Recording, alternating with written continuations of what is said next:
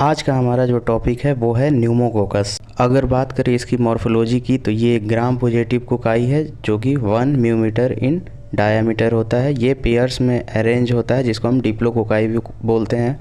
Broad and और rounded होता है, जो इसका एंड होता है ब्रॉड होता है, राउंड कॉर्नर होता है। ये कैप्सुलेटेड होता है, अपने आप को कैप्सूल के अंदर कवर्ड रखता है।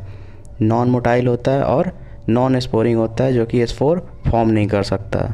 इसका पैथोजेनेसिस हमें ये बताता है कि यह एक मोस्ट कॉमन बैक्टीरिया है जो निमोनिया को कॉज करता है और ये रिस्पॉन्सिबल है एक्यूट ट्रैकियो ब्रोंकाइटिस के लिए। इसमें ट्रैकियो और ब्रोंकस में इन्फ्लेमेशन होता है, इन्फेक्शन होता है, जो कि कॉन्टामिनेटेड डस्ट और ड्रॉपलेट के इनहेलेशन से होता है, उसी वजह से ट्रांसमिट होता है। ये लीड करता है फेरिंगल की तरफ। ये बैक्टीरिया जो डिजीज कॉज करता है वो है lobar pneumonia, broncho pneumonia, meningitis और other infections like empyema, pericarditis, sinusitis और सुपरेटिव एर्थराइटिस।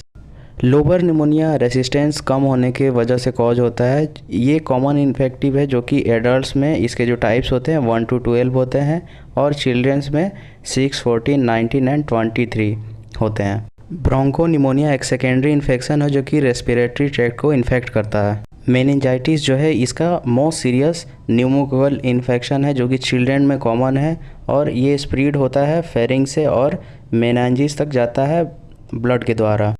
अदर इन्फेक्शन में है एम्पीमा जो कि सांस लेने में दिक्कत होती है, पेरिकार्डिटिस जो हार्ट के सराउंडिंग लेयर में इन्फ्लेमेशन हो जाता है, सूजन हो जाता है।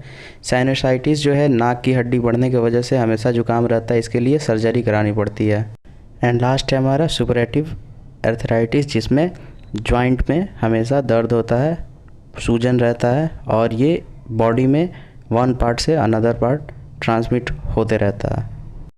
रेसिस्टेंस से हमें ये पता चलता है कि न्यूमोकोकस एक बहुत ही डेलिकेट यानी कि नाजुक सूक्ष्म जीव है जो कि डिस्ट्रॉय हो जाता है 52 डिग्री सेल्सियस के टेम्परेचर पे 15 मिनट में रखने से। और ये सेंसिटिव होता है एंटीसेप्टिक जैसे कि penicillin, erythromycin, tetracycline, vancomycin and clindamycin. बात करें टॉक्सिन्स की तो हमें पता चलता है कि न्यूमोकोकाई जो टॉक्सिन प्रोड्यूस करता है वो ऑक्सीजन लेवल, इंट्रासेलुलर हेमोलिसिन होता है, ल्यूकोसाइडिन। न्यूमोकोकस एक कैप्सुलेटेड बैक्टीरिया है जिस वजह से वो फैगोसाइटोसिस को प्रिवेंट करता है। फैगोसाइटोसिस एक ऐसा प्रोसेस है जिसमें जब भी ह्यूमंस के अंदर कोई फॉरेन पार्टिकल्स आता है तो उसकी बॉडी, उसकी एंटीबॉडी उस पर रिएक्ट करती है और डिजीज को होने से रोकती है। और जो नॉन कैप्सुलेटेड स्ट्रेन है ये एवायरुलेंट होता है, असंक्रामक होता है, ये बीमारी को नहीं फैलाता क्योंकि इसमें फैगोसाइटोसिस की क्रिया होती है। कैप्सुलर पॉलीसेकेराइड का जो एंटीबॉडी है वो हमें प्रोटेक्ट करता है इन्फेक्शन से, क्योंकि इसमें कैप्सुलर मटेरियल का मात्रा बहुत ज़्यादा होता है। न्यूमोकोकस टॉक्सिन रिलीज करता है निमोलाइसिन जो टॉक्सिक होता है, जहरीला होता है, इम्यूनोजेनिक होता है और ये कॉम्प्लीमेंट एक्टिवेटिंग प्रॉपर्टीज जो कि कॉम्प्लीमेंट पाथवे को एक्टिवेट करने में हेल्प करता है। नेक्स्ट है हमारा लैब डायग्नोसिस। तो लैब डायग्नोसिस के लिए जो स्पेसिमेन कलेक्ट होता है वो है स्प्यूटम, CSF, प्लूरल, एक्सुडेट और ब्लड। और अकॉर्डिंग टू साइट ऑफ लेशन, जहाँ इन्फेक्टेड एरिया है वहाँ का लेशन। ब्लड कल्चर यूजफुल होता है न्यूमोकोकल सेप्टिसेमिया के लिए। सारे स्पेसिमेन को हम लोग स्टेराइल कंटेनर, ऐसे कंटेनर में कलेक्ट करेंगे जिसमें पहले से कोई भी बैक्टीरिया मौजूद ना हो जो स्पेसिमेन को ख़राब कर सके।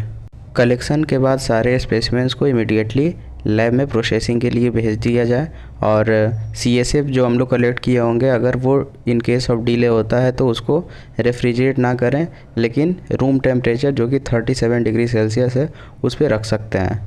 डायरेक्ट माइक्रोस्कोपी में हम लोग ग्राम स्टेन को कर सकते हैं जिसमें ये larger number of polymer show होता है।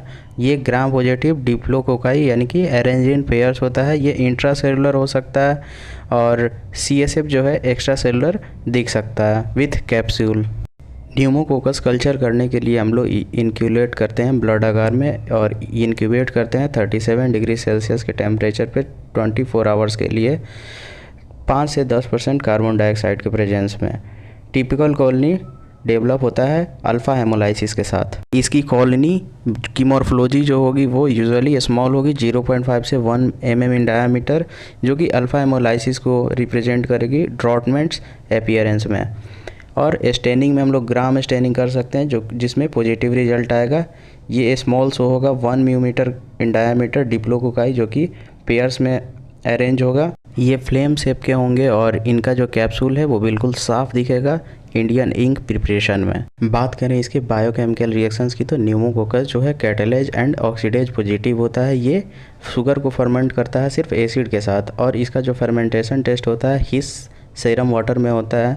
इसके स्पीसीज को डिफ्रेंशिएट करने के लिए बाइल सॉल्युबिलिटी टेस्ट जो कि इम्पोर्टेंट होता है डायग्नोसिस में।